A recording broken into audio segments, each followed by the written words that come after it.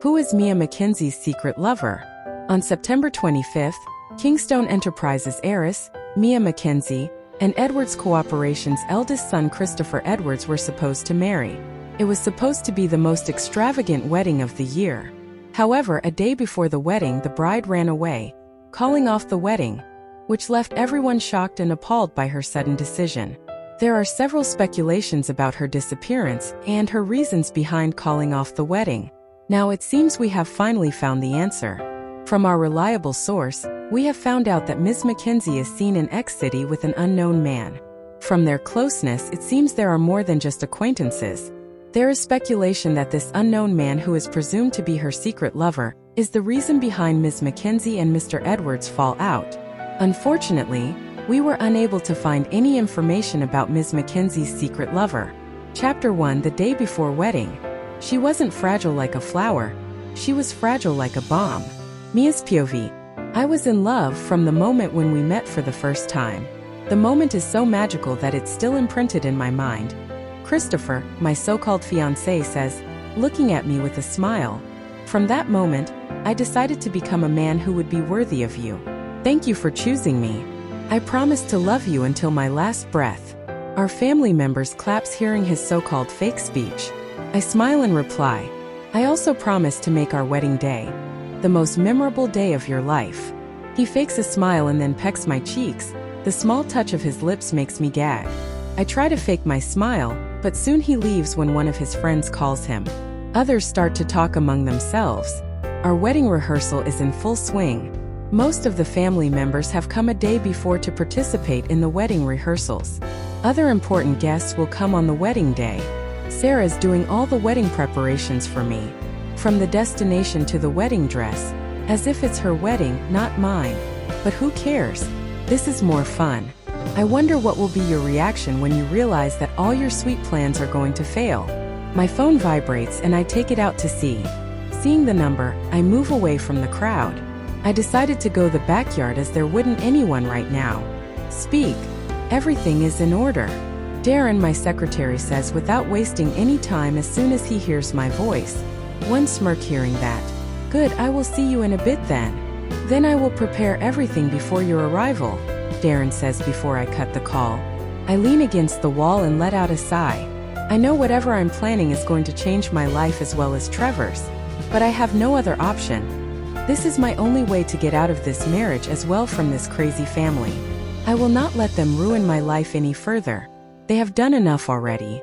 If they think they can break me by doing all those things, then they are utterly wrong. I'm not a pawn in their game, but the mastermind. Let's see, Mother and Sarah, who wins the game. Shall we? Christopher, why did you bring me here? I want to kiss you. Can I? I come to my senses when I hear two familiar voices. Damn, this is the worst. Why are they here?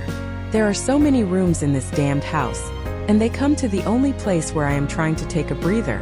Are they fucking nuts? They are making out in the backyard where anyone can come. Aren't they afraid of getting caught? Probably not. I'm sure everyone knows about them. It's not a secret that how close they are. Even if someone catches them, they will probably pretend that they haven't seen anything. Here, everyone is on either Sarah's side or Christopher's side. No one will take my side here. Even though I can't see them, I can still hear the sound of smooches, huffs, and moans. It's not the first time I have seen them like this, yet I feel my stomach churning with nausea and disgust. I can feel my blood pressure rising with every passing minute, just because of their mere presence. Where are you going? Sophia Kingstone, my mother asks as she sees me going out. Tomorrow is your wedding. I hope you are not planning to ruin it anyway, she says in a calm yet fierce tone. I know she only wants me to marry Christopher because it benefits her most.